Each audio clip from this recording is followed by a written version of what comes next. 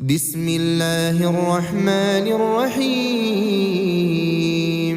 إذا وقعت الواقعة ليس لوقعتها كاذبة خافضة رافعة إذا رجت الأرض رجا وبست الجبال بسا فكانت هباء منبثا وكنتم أزواجا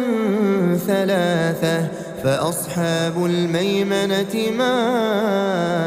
أصحاب الميمنة وأصحاب المشأمة ما أصحاب المشأمة والسابقون السابقون أولئك المقربون في جنات النعيم ثلة من الأولين وقليل من الآخرين على سرر موضونة متكئين عليها متقابلين يطوف عليهم ولدان مخلدون بأكواب وأباريق وكأس من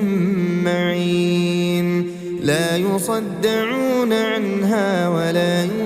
ينزفون وفاكهة مما يتخيرون ولحم طير مما يشتهون وحور عين كأمثال اللؤلؤ المكنون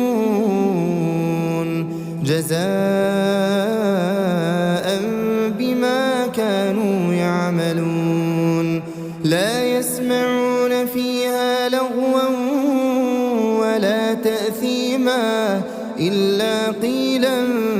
سلاما سلاما وأصحاب اليمين ما أصحاب اليمين في سدر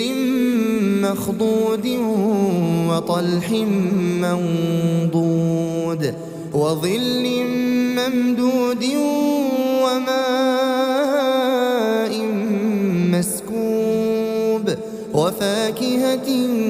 كثيرة لا مقطوعة ولا ممنوعة وفرش مرفوعة إنا أنشأناهن إنشاء فجعلناهن أبكارا عربا أترابا لأصحاب اليمين ثلة من الأولين وثلة من الآخرين وأصحاب الشمال ما أصحاب الشمال في سموم وحميم وظل من يحموم لا بارد ولا كريم إنهم كانوا قبل ذلك مترفين وكانوا يصرون على الحنث العظيم وكانوا يقولون أئذا متنا وكنا ترابا وعظاما أئنا لمبعوثون أو آباؤنا الأولون قل إن الأولين والآخرين قل إن الأولين والآخرين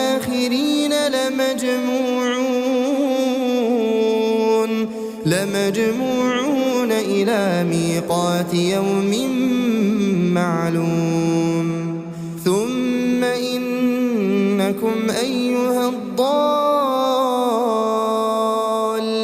المكذبون لآكلون من شجر من زقوم فمالئون منها البطون فشاربون عليه من الحميم فشاربون شرب الهيم هذا نزلهم يوم الدين نحن خلقناكم فلولا تصدقون أفرأيتم ما تمنون أأنتم تخلقونه أم نحن الخالقون نحن قدرنا بينكم الموت وما نحن بمسبوقين على أن نبدل أمثالكم وننشئكم فيما لا تعلمون ولقد علمتم النشأة الأولى فلولا تذكرون أفرأيتم ما تحرثون أأنتم تزرعونه أم نحن الزارعون لو نشاء لجعلناه حطاما فظلتم تفكهون إنا لمغرمون بل نحن محرومون أفرأيتم الماء الذي تشربون أأنتم أنزلتموه من المزن أم نحن المنزلون لو نشاء جعلناه أجاجا فلولا تشكرون أفرأيتم النار التي تورون أأنتم أنشأتم شجرتها أم نحن المنشئون نحن جعلناها تذكرة ومتاعا للمقوين فسبح باسم ربك العظيم فلا أقسم بمواقع النجوم وإنه لقسم لو تعلمون عظيم إنه لقرآن كريم في كتاب مكنون لا يمسه إلا المطهرون تنزيل من رب العالمين أفبهذا الحديث أنتم مدهنون وتجعلون رزقكم أنكم تكذبون فلولا إذا بلغت الحلقوم وأنتم حينئذ تنظرون ونحن أقرب إليه منكم ولكن لا تبصرون فلولا إن كنتم غير مدينين ترجعونها إن كنتم صادقين فأما إن كان من المقربين فروح وريحان وجنة نعيم وأما